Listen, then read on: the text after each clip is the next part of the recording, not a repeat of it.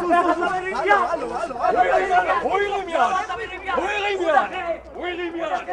הרים יד! תפרידו ביניהם, חבר'ה. הוא הרים יד! תן לי את השם שלך! הרביצו לבן אדם, השקיפו אותו על הרצפה. כן, ברחוב זמינוב 16. מול המשטרה, כן. תגיד. הרביצו לאחד האנשים פה. אני עמדתי פה, בזמן שהטלוויזיה מצלמת אותו, הוא ניסה לגרש אותי בכוח, שאני לא אעמוד פה. אמרתי לו, מה אתה מגרש אותי? שם לי אגרוף בפרצוף, ריסק לי את הלסת. זהו.